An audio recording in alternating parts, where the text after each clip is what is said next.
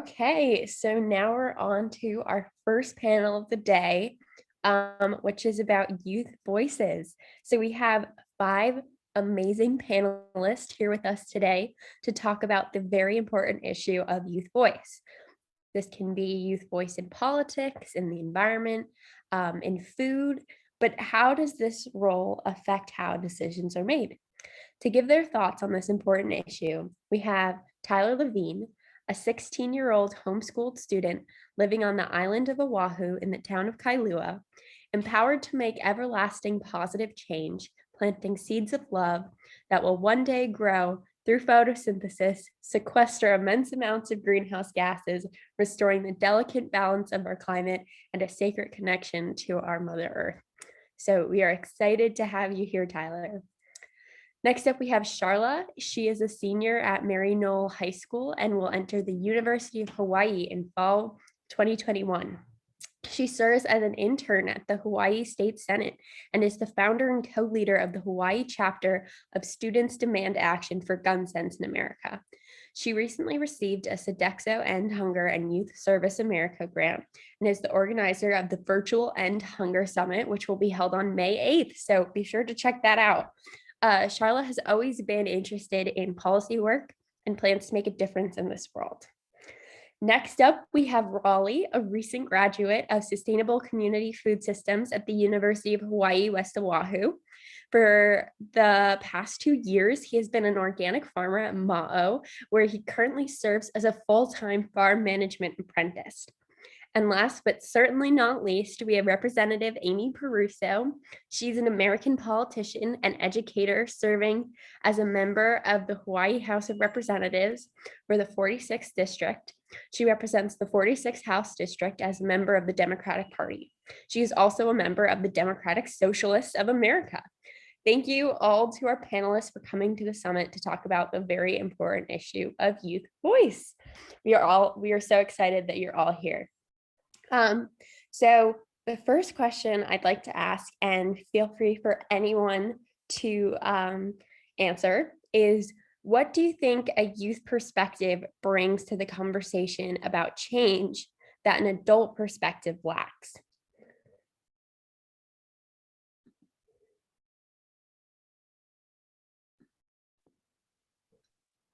I can go first, I guess. Okay, so I think perspective is a very, oh, I'm big now, okay. Perspective is a very powerful thing. You know, life is all about perspective. And sometimes in this world of society, in this human civilization, I feel like there can be a very limited perspective, especially for some adults. This definitely does not apply to all adults, but for some adults, this time in the system of society has narrowed their vision and sometimes, you know, constricts their mind of creativity. And I think, you know, to a certain point where we're only seeing maybe what's right in front of us. And so I think what youth can bring to the conversation of change is a new perspective, a fresh perspective where they're not blinded by the constriction and of the structure of this modern world, where, you know, we see the whole picture, not only just pieces of the puzzle, the whole puzzle. And I think we also can bring creativity to the conversation. And I also think that, you know, just this thinking outside the box, it's very needed in the conversation of change. So I'll pass it on to someone else. But if anyone Super well said, Tyler. Thank you. I would Anyone like else? to add on to that, actually. I think, yeah, Tyler put that really well. But I'd like to say how I think youth is also, they like don't even know what's impossible. People always say to think out of the box, and I think youth don't even see the box, so they're automatically thinking out of the box.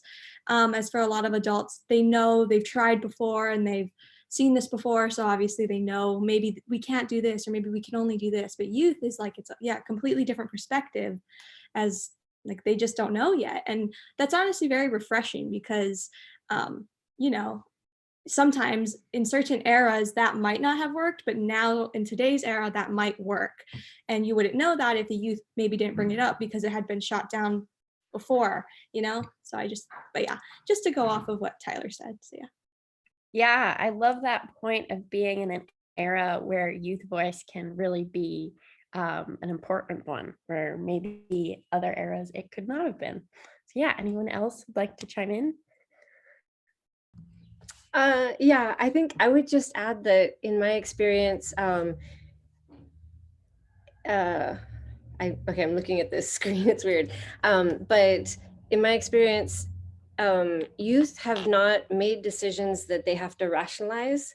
So they come to the work with, I think, a more pure perspective, frankly, less corrupted by having to rationalize decisions that they've made around their career or where they live or what they eat, or, I think we are all engaged in really complicated decision-making in our everyday lives. So I think everybody has to kind of think about that. But I see it as being less problematic for young people when they think about politics. They aren't encumbered by having to put all these pieces together in the same kind of way. I don't know if that makes sense, but that's been my experience. Yeah, absolutely. Thank you. Rawley, anything to add? No, yeah, I totally agree with what y'all are saying. Yeah, so I think when you're younger too, especially, like you come more with the ideals, the fresh perspectives. I think that's awesome, and also too, I think with the youth perspective, it's a little more lively, it's more fun, like I work with a lot of youth all the time at the farm, and like, man, working with them, it's always a good time, and like hearing their perspective on things, or just seeing how they look at something that I may see on like an everyday basis, but then like they're coming in new, fresh, and it's like hearing their perspective or what it means to them. It's like everyone's saying, Yeah, they see the world differently for sure. Yeah. Awesome. Okay, so my next question is, what, if any, should be the role of adults in a youth-driven space? This is something we've tackled a lot in the Hawaii Youth Food Council, but I'd love to hear your opinions on this.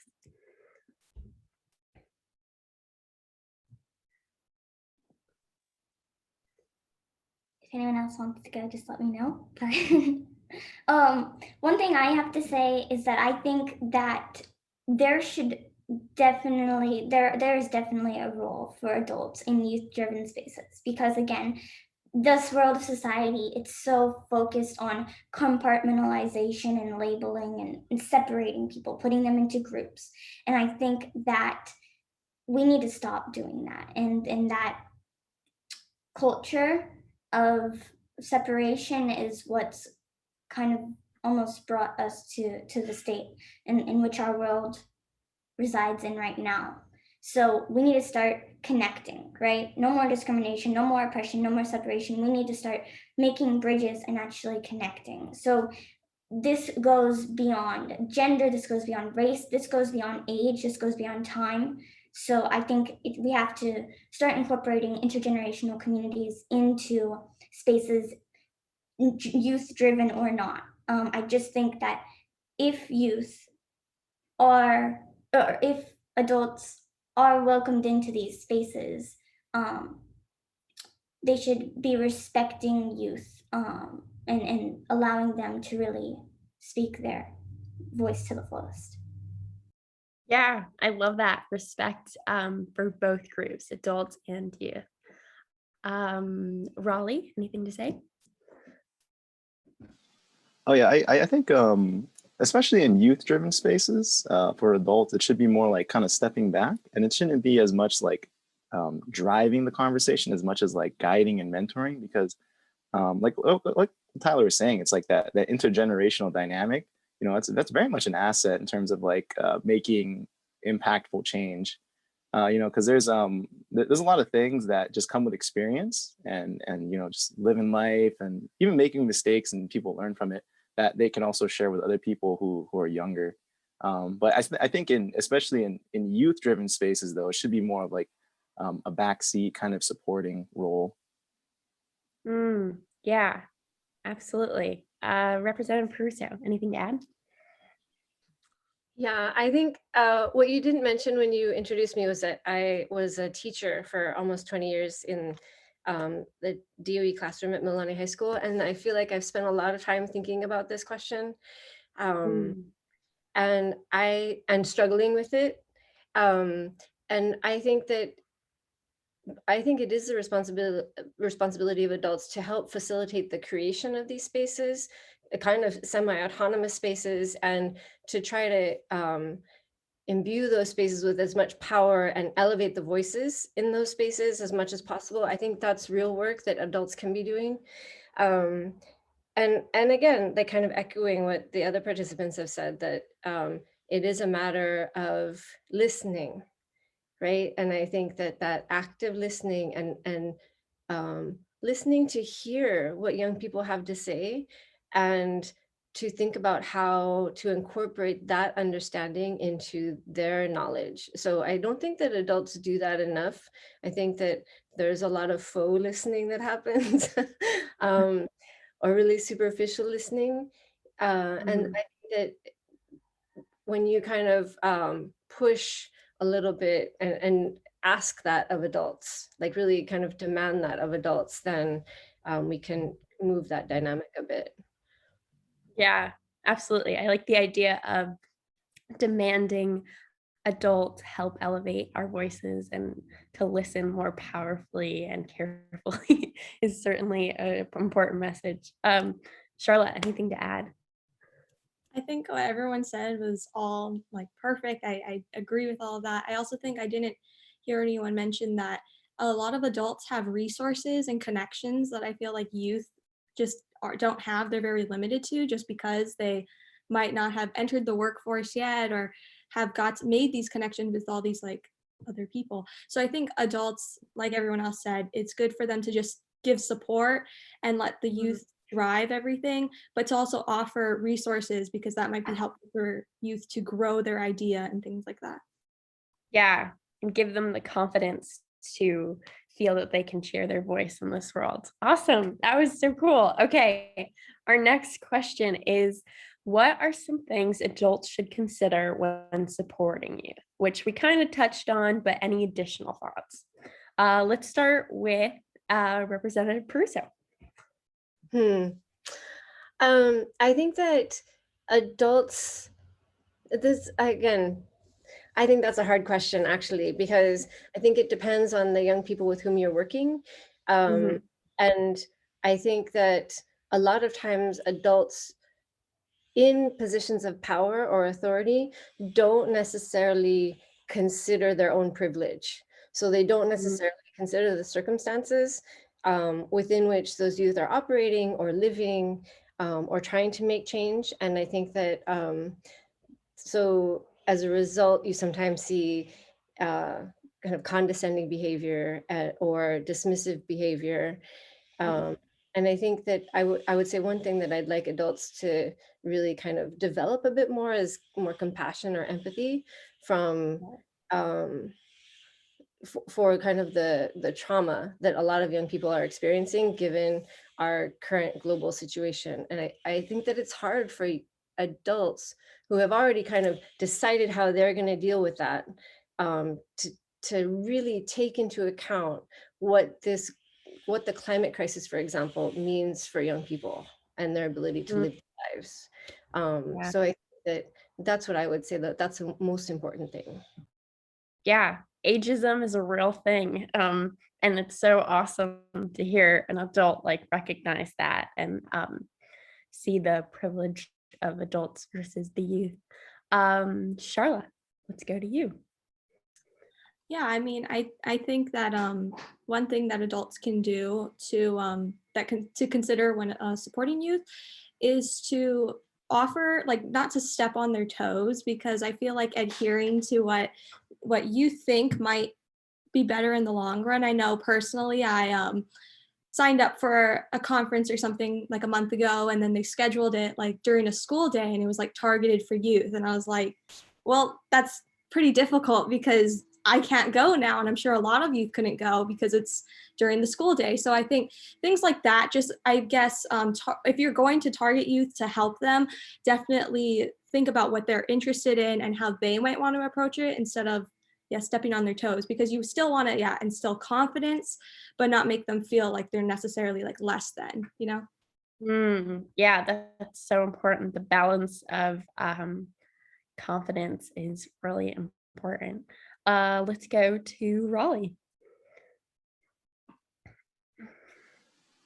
Oh yeah, one thing I think about, you know, when supporting youth though is really taking into mind that like the youth really are like one of the greatest assets of any community or society. You know, they're really going to be like the people of tomorrow. So the more you can mentor them and teach them as much as you can, while also not stepping on their toes, and it's more of a collaborative kind of learning process. I think it definitely leads to, you know, more positive outcomes, and it just builds people up to, you know, have more of a profound impact later on in life, and they can potentially be the next mentors of tomorrow, you know? Yeah, awesome. Thank you. Let's start with Tyler. Yeah, so I think Rep. Perruso talked about this a little bit in the previous question, but I think a really, really important thing for adults to consider when they are supporting youth is, I think everyone actually touched upon this a little bit, but is to consider that they can actually learn something. You know, I think sometimes in in the role of adults,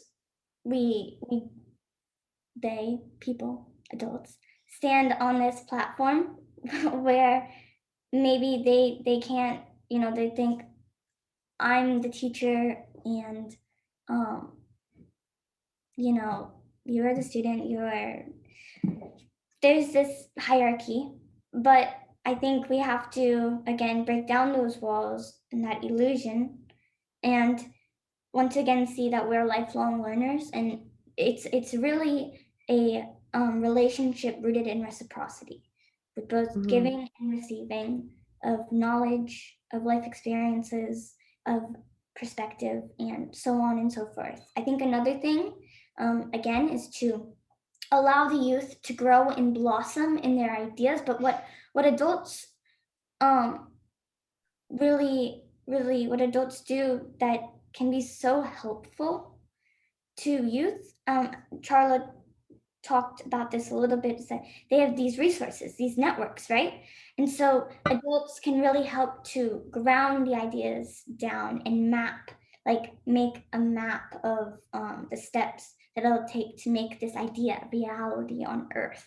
So, Yeah, awesome. Thank you so much, guys. Okay, next we have, in what ways can we approach adults who are leery of youth being involved in grown-up activities such as policy? Let's start with Charla.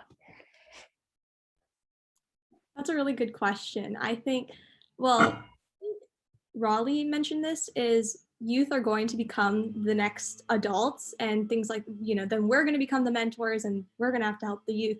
So I think it's important for obviously adults to remember that we're not going to stay youth forever, and we need our voice. I mean, we're going to be the ones eventually making the change. And I actually talked to a former Hawaii Supreme Court justice a few weeks ago when organizing my summit to end hunger, and I feel like he felt like I was trying, like I was a little bit young and I didn't necessarily know certain things because I'm only 17. And I just remember thinking, like, even if I am 17 though, 17-year-olds can do so much with what they have. I mean, it's not necessarily just you're limited to your age or you're limited to a certain thing just because of your age, your gender or race or anything like that. And I think if an adult does act like that, I mean, it's important to maybe address that. Youth have a voice and youth can make a voice, and we've seen examples of that all throughout history. So yeah, awesome. Thank you so much for that. I love the personal story.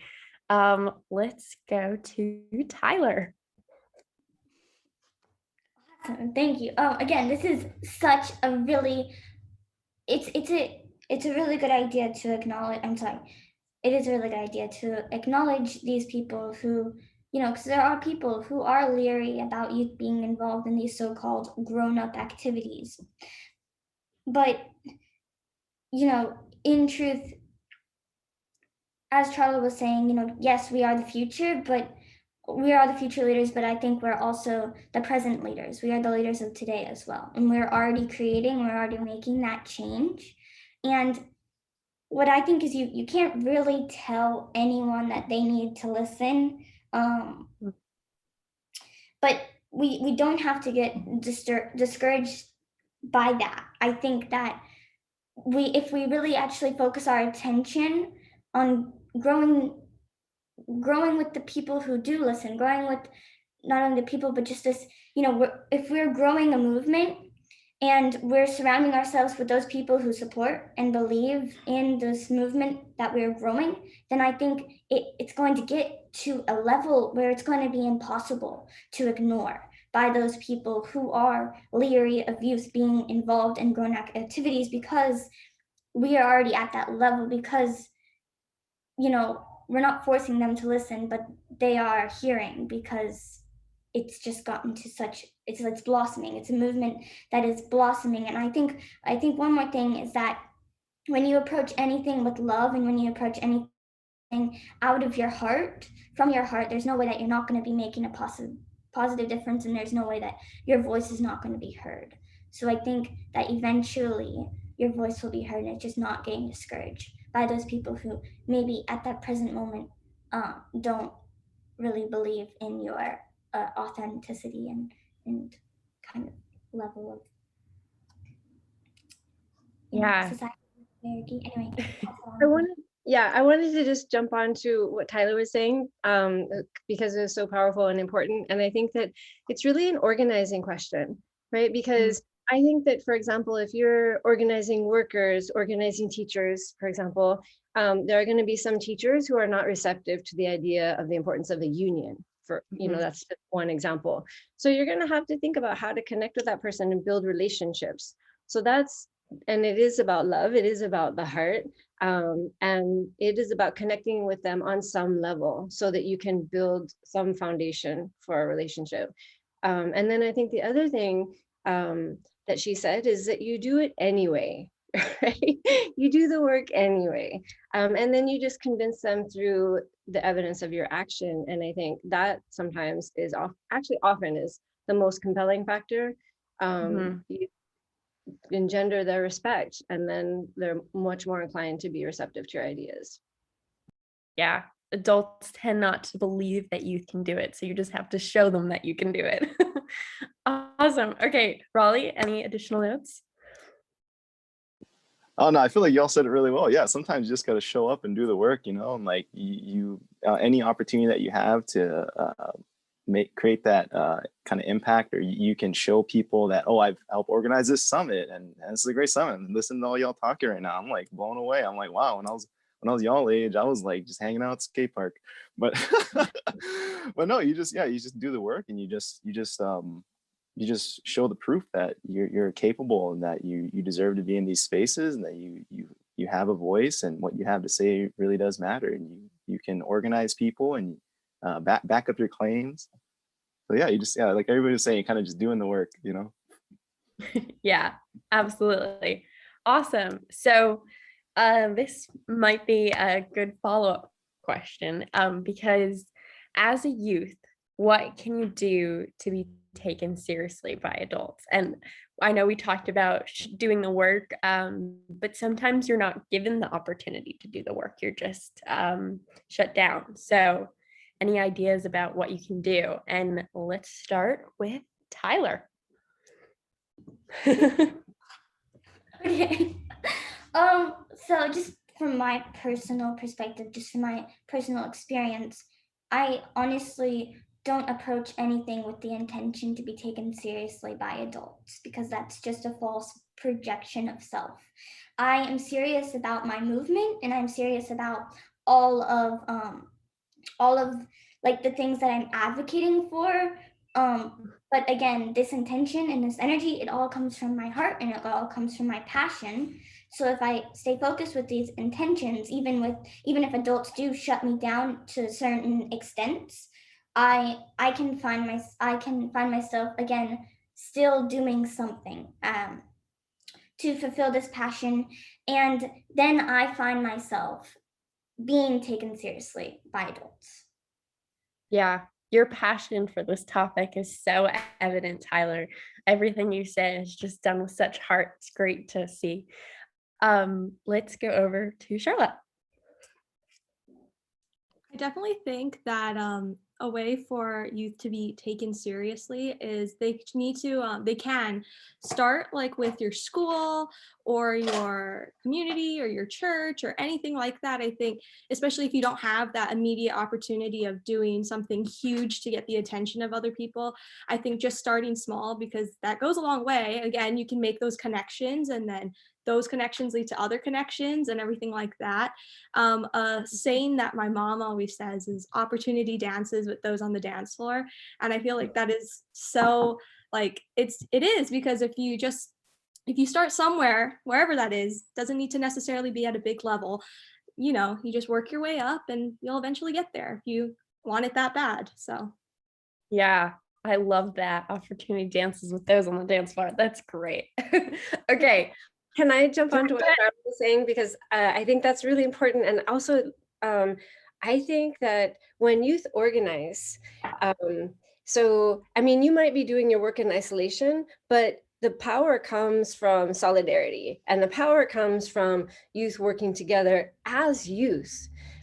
So developing that collective voice and sharing that collective voice, I think, that's a great way to think about what adults take seriously.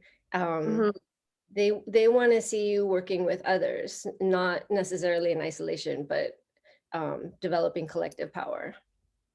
Yeah, that's awesome. There is definitely power in numbers. Okay, Rawley, anything to add? Yeah, I also think too, this is kind of something Representative Perruso mentioned to a few of us in our food policy internship, is like doing the homework. So whenever you go into like a situation, just kind of like being aware of what you're trying to talk about. So for instance, let's say you want to make a change at like local parks or something, or start planning stuff there. Understanding who makes those decisions, what department does that, what kind of plants and stuff would do well in that space. I think just coming prepared and kind of being ready to back up what you want to say is very important. And just doing the research on your own, and also if you can kind of like what also Representative Perruso said, like being organized and having that collective voice really goes a long way. Yeah, it becomes an issue of logos rather than ethos, because you don't have the credibility as a youth, so you have to use your logic to give yourself that credibility. Okay, awesome. So another question is, as a youth, how do you keep up your motivation when confronted with adults who don't get it? Let's start with Charla. I definitely think that is difficult. And I know, like for me personally, getting knocked down you take it seriously when you're young and you don't think about all the work that could be happening if you just keep moving. But I do think that's important. It's important to not just think from like a small tunnel vision lens, like, oh, this adult doesn't like what I'm doing, or he or she, or they don't like what I am going to do, and they don't think it's important in the world. But I feel like if you just look at it from an outside perspective, like, wow, what I'm doing could influence just one person, and that makes it all worth it. And thinking more big world rather than small world, I think, is important on how do you keep your motivation up, especially in times where it's difficult, like this pandemic, where you think, oh, this is never going to end, or this is so hard. There's all these things happening all over the world, but you got to like move forward and think, well, the work I'm doing now will help people later, even if it doesn't look like that now. Yeah, absolutely. Awesome. Okay. Representative Perruso, you want to chime in? Sure. So I was thinking, I mean, along the lines of Charla, right?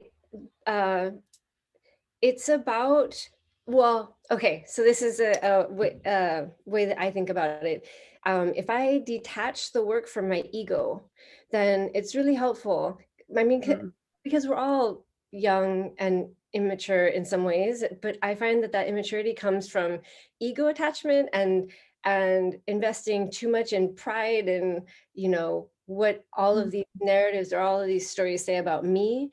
And I think if you do the work with the idea that it's not about you, you know, it's about this larger picture, as Charla was saying. And it's hard though.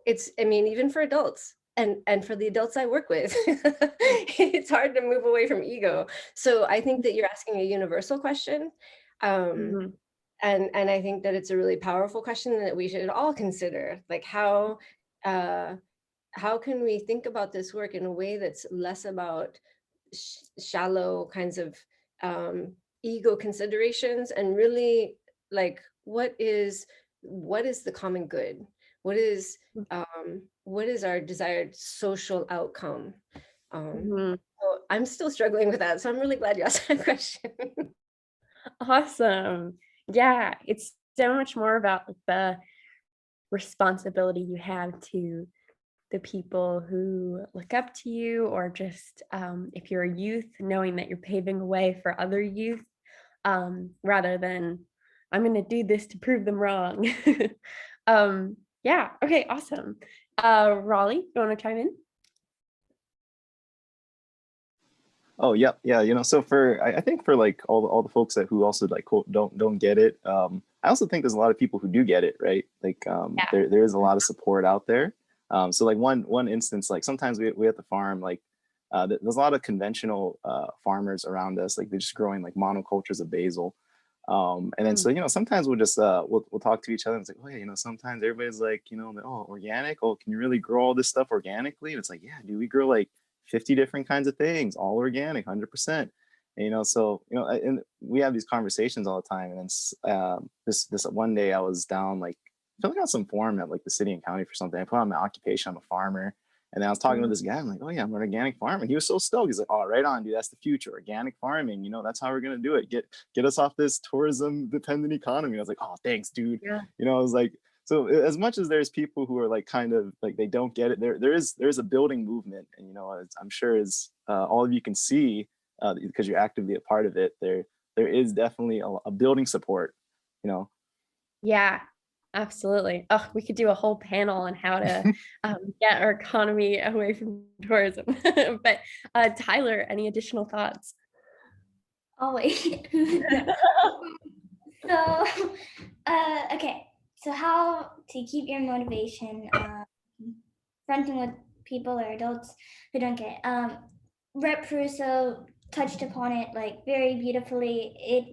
It really is a universal question that we all should consider. You know, how do we keep our drive and motivation, not just with the work we're doing, but life in general? Because you know, a big yes, it is detaching from our ego. Yes, it is about detachment, but it is also about connection. I think a big theme is connection for me. And it's about connecting to your why, and it's about connecting to yourself, because that why is like the heart of your motivation. It's the heart of your work, and it's the heart of what you're doing and why you are doing it. So when you really connect to your why, it doesn't matter who is against you, and it doesn't matter who is for you, because you are grounded in like the whole reasoning behind it. And yes, Yeah.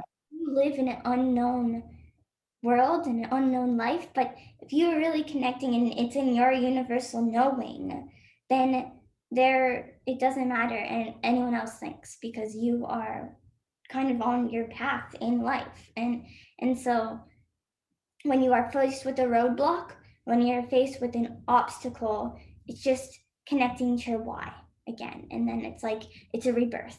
It's Yeah. and then you grow it like the seeds. And anyway, Yeah, I think that's such an important point for youth and adults alike, because people who are like unsatisfied with their work or unsatisfied in their point in life, I feel like they're just not connected to their why. They don't understand why they're doing this job or why they're doing this summit even. So that's a great point. I love that. Okay, so our last question is, what are good ways for youth to get involved? This can be policy and politics, and environmental work, and food policy work, anything. Do you have ways to do it? I'd love to hear your thoughts. Let's start with Rawley. Okay. Well, I think right now there's not as many opportunities, I think, as I would like to see, but I definitely think it's starting to build up. So for me, I was at Leeward Community College, and then I went to West Oahu, where I got my baccalaureate of applied science and sustainable community food systems with my bro, Dr. Albie Miles. Good time. So in that program, we got to kind of connect with a lot of INA-based organizations while we were in school, learning about what's going on, and it was very hands-on. So a lot of people who are already doing food systems and agricultural work, we got to meet them and connect with them while we were in school. And also too, you know, another, I'm in an apprenticeship at Moderator right now. So I've been there for about like 2 years. So just to give some context too, like I started when I just finished my associate's degree, and I started at the farm. And before I started working there, honestly, I could not tell you what a mango tree was. I did not know what a mango tree looked like. This is like my go-to story. Now I can I could tell you different varieties. I could tell you what climate it grows well in, what soil it prefers, how to graft different varieties onto a single tree. So there's opportunities out there. Like Model Farms, there's Go Farms. You can go to school. And also too, on the topic of internships. So right now at Model, we recently acquired like an additional like 236 acres. So we have like a 10-year expansion plan. So for like any youth that are interested in like learning about like hands-on farming, working with groups, youth leadership, we're recruiting right now for our summer program. We have like the youth leadership training, which is for people who are seniors in high school, or if you want to first time going to school, you get a full scholarship to earn your associates at Leeward Community College, and you get a $525 or starting stipend of $525 part-time. You get educational support, and also for folks who are like a little older, already in like a degree program that's specifically for agriculture or INA based. We have like our farm expansion experience.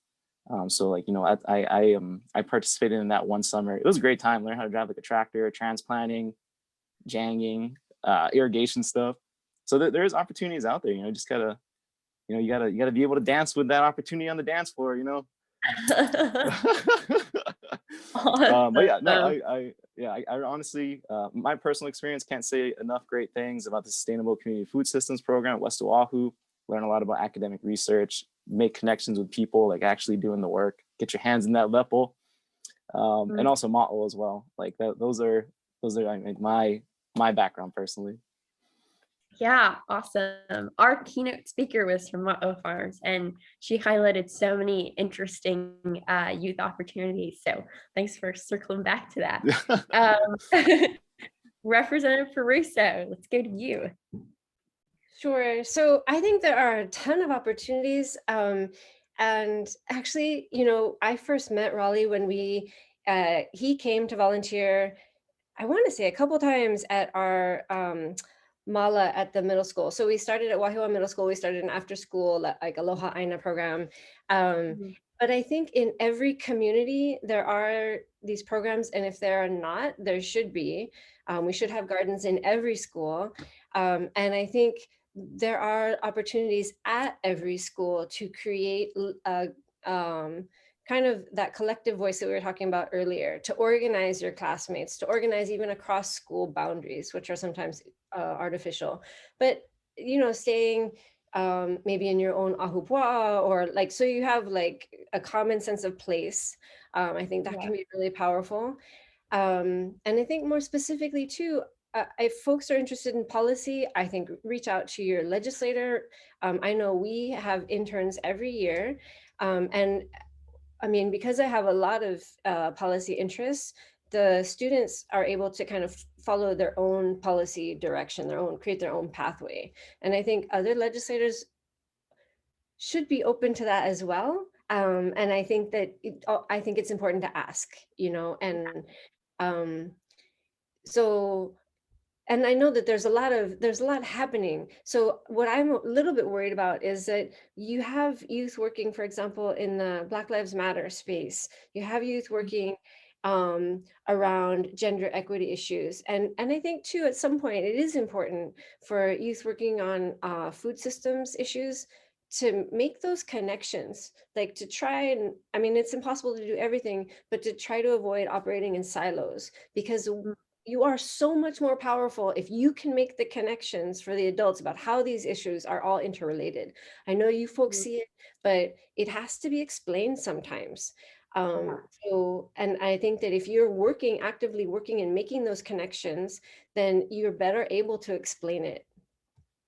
Yeah, absolutely. I love that you mentioned in the beginning about schools being such a hub for opportunity, and how if it isn't, it should be. I think sometimes you just see school as something that they have to go to, but it can really foster your love for and passion for something. You just have to look for the opportunities. Yeah, so let's go to Tyler. Yeah, so I think that opportunities again for youth are everywhere. It's surrounding us all, and it's really about the individual youth. I don't think like it's not a one size fits all thing at all. I think it's really about allowing the youth, or allowing that individual soul or spirit to connect to their gift, to their passion, whatever that may be. And sometimes we go through life not, and we're kind of blind to what that is, because we don't have the opportunity to connect to that. I think one really invaluable, like overwhelmingly powerful way for us to connect to ourselves is to connect to the earth. And one way to connect to the earth is through gardens and planting gardens and school gardens. And so when we're connecting and interacting with the garden and with the world of plants and soils and seeds, it awakens your soul in such a profound way that you come to this revelation that we are all Kekioka Aina is our kuleana to Moama Honua, to care for our island earth. And we find how am I going to care for the earth? How am I going to care for our future generations? And this can be in 1,000 million different ways. Today's world of more opportunities, you can even create your own opportunities. So they're really, it's limitless. I think we just need to open and broaden our vision, open our perspectives, and Yeah, nature is such a powerful tool to get involved. I really love that. Yeah, so let's go to Charla.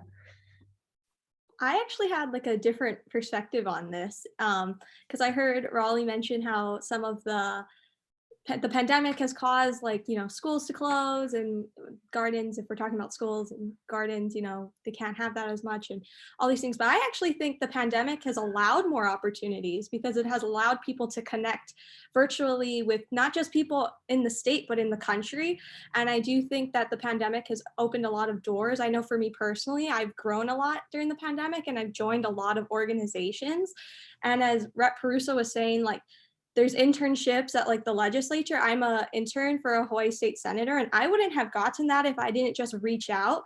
So I definitely think that there's opportunities everywhere. I think the first step is just being okay with rejection too, just opening yourself up and being like, hey, I'm open to helping you. I want to do something good in the world. I want to work for you. And if they say no, then that's okay. You move on to the next thing. But I think definitely there's so many doors that are open, especially with connecting virtually like this.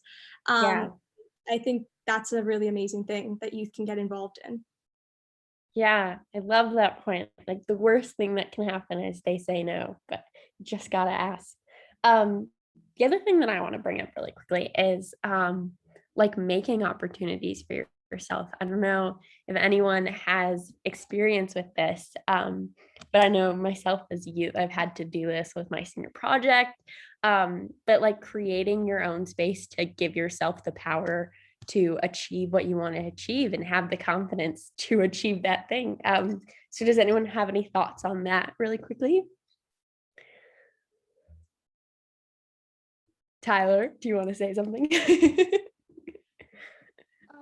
Well, recently, actually, during the time of the pandemic, an opportunity, or I don't know, I like to say that a seed was planted in my soul, and that seed was an opportunity that that I kind of nurtured, and that seed was Seeds of Honor, and I'll talk about that a little bit later on. But it's a youth-led organization committed to creating a brighter, happier, more sustainable, resilient future of peace by connecting Keiki to the Mother Earth, and just really sharing with them like why it's important to respect and protect our Mother Earth, and kind of providing those opportunities out there. So this is still a growing organization, but that was just one way in which I was able to kind of create my own opportunity, because I was kind of like, okay, we're really living in a virtual world where the natural world and our human world is seen as two separate things.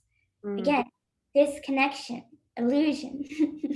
So we need to bring back the connection. I was kind of thinking from my own shoes, like if I am a youth, and I'm feeling this disconnection, and I'm feeling the pressure and the fast-paced just craziness of this virtual world. I'm feeling very out of place.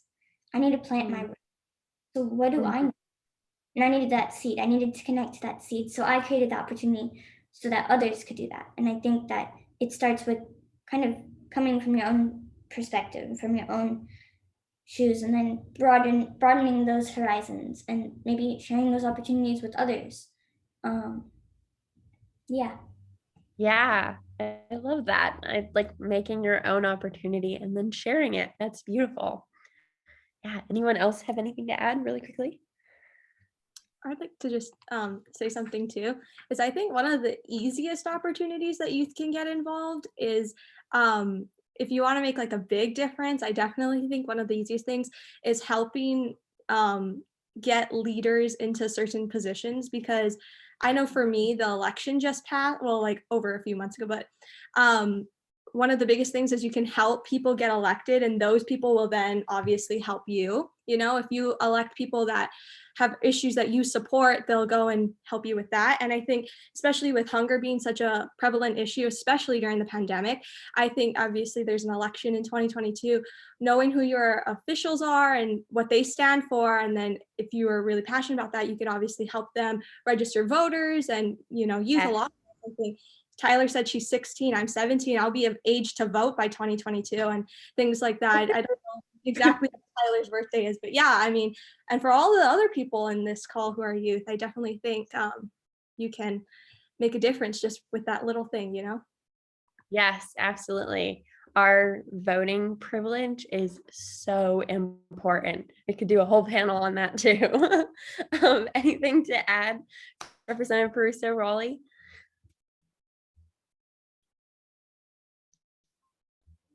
No? Okay. We're good. Yeah, Yeah, well, no, I you're think very well spoken. Very well spoken. thank you. Create I the do- opportunities. Yeah, I do want to add something. And, you know, at the last, we're finishing up with session right now, and we had a bill for vote 16, because it came up in the chat. So that's why I feel justified mentioning it. But I think, like Charla was saying, understanding that politics and civic engagement is a space of power, and to be continuously advocating for the right of youth to be in that space and and to vote and to be part of the process at all levels. So I think that's really important. And I think too often young people accept the narrative, that the dominant narrative about youth voice, and